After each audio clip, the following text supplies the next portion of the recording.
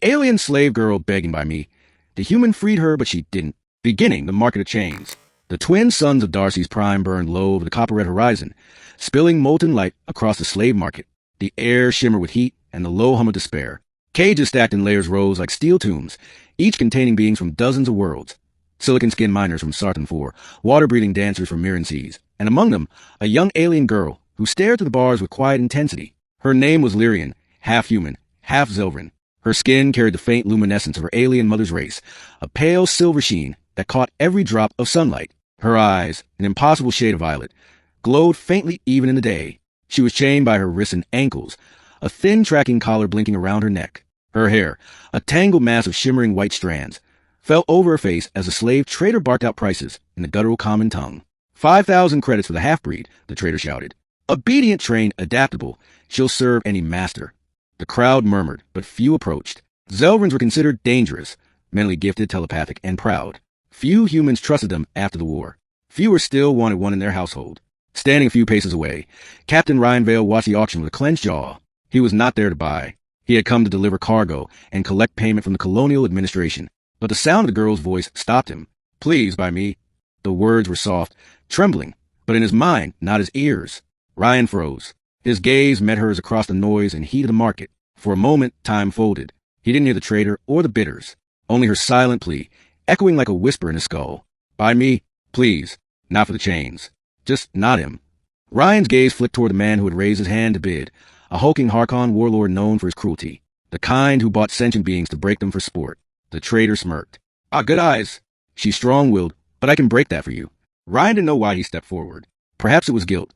He had fought in the Zelvran War years ago. Or perhaps it was because those violet eyes reminded him of someone he once knew. Before he could think, his voice cut through the market air. I'll take her, he said. The crowd went quiet. The Harkon warlord growled, his tusks curling upward in displeasure. Human captain, he sneered, you don't have the spine for Zelvran stock. Ryan met his glare. I have credits. That ended the argument. The trader accepted the transaction without another word. The collar light turned green, and the cage hissed open. Lyrian stumbled out, her legs shaking. She expected to be dragged away, but instead, Ryan handed her a cloak. Put this on, he said quietly. We're leaving. As they walked out of the market, she whispered in his mind again, hesitant, uncertain. Why did you buy me? Ryan didn't answer. Because I couldn't watch you beg. Middle, the freedom that hurt. The ship, Asterion, was old but well kept, its corridors humming with soft blue lights. Ryan led her to the med bay, where a small droid buzzed alive, and began scanning her wounds. Lyrian flinched at the touch. No one will hurt you here, he said gently. You're safe. But she didn't relax. Her mind reached out instinctively, brushing against his surface thoughts. He felt it, a faint touch in his head, like a breath of wind. Don't, he muttered. Stay out of my mind. I wasn't trying, she said softly, aloud this time. It happens when I'm afraid. He sighed. You'll have to control it. I was bred not to, she replied, bitterness creeping into her voice. They didn't want us to think for ourselves. He studied her then, not as property, but as a person. She couldn't have been older than 20, though her eyes held centuries of pain. The scars on her wrists and the faint circuitry under her skin told the story of her creation. She wasn't just a hybrid. She had been engineered. Over the next few days, Ryan learned more than he expected. Lyrian spoke little, but she worked silently, cleaning, repairing, learning.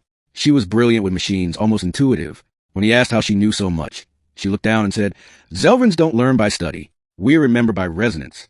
I can feel what things were meant to be. He found that both unsettling and fascinating. On the 5th day, Ryan called her to the cockpit. Outside the viewport, the stars burned cold and infinite. I didn't buy you to own you, he said. You're free now. She blinked, confused. Free? I'm removing your collar. He reached over and pressed a small code chip into her hand. This will deactivate it. You can go wherever you want. Any world. Lyrian stared at the chip as if it were poison. You don't want me? This isn't about want, he said. Slavery disgusts me. No one should live that way. Her voice broke, raw and small. But if I'm free, where do I go? Ryan hesitated. He hadn't thought of that. Zelvrans were hated across human colonies. A half-breed with no papers would be hunted, captured, or killed. He turned away. You'll figure something out. That night, she didn't leave. She sat quietly in the cargo bay, staring at the stars. When Ryan passed by hours later, he found her asleep beside the ship's core, the deactivated collar still around her neck. The chip lay untouched beside her hand. She hadn't removed it. The shadow of war. Weeks passed. Lyrian stayed aboard the Asterion. Despite his insistence, she could leave. She cleaned, fixed wiring, adjusted the ship's thrusters, always silently, always with that sad, distant look in her eyes. One day, they received a distress signal near the edge of the Lauren Belt. A transport ship had been attacked by raiders. Against his better judgment, Ryan changed course. When they arrived, the wreckage drifted like bones in space. Ryan and Lyrian suited up and entered the derelict vessel.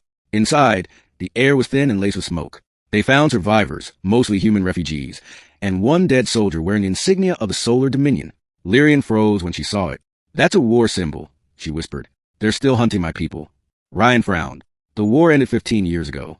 "Not for them," she said. "Or me." Before they could move, alarm screamed across the hull. A raider ship decloaked off the starboard side. Pirates, armed and vicious, closing fast. Ryan cursed. "We have to go." They sprinted back to the corridor, but one of the survivors, a wounded man, grabbed Ryan's leg. "Please help my daughter." Lyrian turned toward the sound of crying deeper in the wreckage. Without waiting for permission, she ran. Ryan chased after her, but blaster fire cut through the ship as the raiders boarded. He found her shielding a little girl under a pile of debris, her hands glowing faintly as she used her telepathic field to move the metal away. The light from her palms flickered with silver fire, Zelvran energy. Ryan stared. "How are you doing that?" "It's what they bred us for," she said. "Energy manipulation. It's not much, but it can save her." They barely escaped back to the Asterion. As the raider ship exploded behind them, Ryan saw Lyrian collapse in the co-pilot seat, drained and pale. He caught her before she fell. "Why would you risk yourself like that?" he demanded. She smiled weakly. "Because someone once risked themselves for me." The rebellion's secret. Later, as she recovered, Ryan finally confronted her. "Who are you really, Lyrian? You said you were bred. For what?" Her violet eyes glimmered. "For obedience, but also for something else. The Dominion wanted to control Zelvran abilities, to weaponize empathy itself. My kind were supposed to infiltrate human minds, change emotions, turn soldiers loyal. But it didn't work. I felt too much." "Too much?" She nodded. "Compassion. Pain. When I looked into human thoughts, I didn't see enemies. I saw loneliness. Fear. Love. They call that a defect. They sold me instead." Ryan sat in silence. The universe had always seemed cruel to him, but hearing it from her made it unbearable. He sighed. "You said you could manipulate energy. Could you stop a ship?" "Maybe for a second." "Why?" "Because we're being followed." He pointed at the radar. A Solar Dominion ship was closing in, fast. Lyrian's breath quickened. "If they find me, they'll kill us both. Then we don't let them." The chase was brutal. Laser fire tore across the void as Ryan weaved through asteroid fields, the Asterion shuddering with every hit. In the chaos, Lyrian stood at the ship's energy core, hands pressed against the metal. Silver veins of light spread through the walls as she channeled everything she had. The Dominion ship's weapons suddenly flickered, then died. The engines roared one last time before the massive vessel drifted helplessly, lights fading. She fell to her knees, trembling. "It's done." Ryan rushed to her side, holding her as alarms blared. "You saved us," he whispered. "No," she said faintly. "We saved each other." Ending the choice of chains. After the battle, Ryan set course for the outer colonies, worlds beyond Dominion reach. Lyrian sat by the viewport again, staring at the endless stars. The ship was quiet, filled only with a hum of life support and the steady beat of two hearts learning to trust each other. When they finally landed on Arios 4, a free trade world where Zelvran refugees lived in hiding, Ryan turned to her. "This is where you leave," he said softly. "There are others like you here. You can start over. Live free." Lyrian didn't answer. She looked out at the distant mountains glowing under twin moons. "Freedom," she murmured. "You keep saying that word. Do you know what it feels like to be made to serve? To have your every thought belong to someone else? And then suddenly, nothing?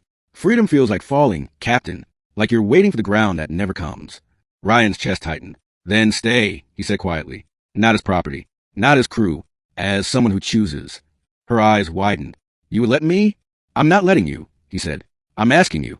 A long silence stretched between them. Finally, she reached up and unclasped the collar still hanging around her neck. The faint light blinked once and died.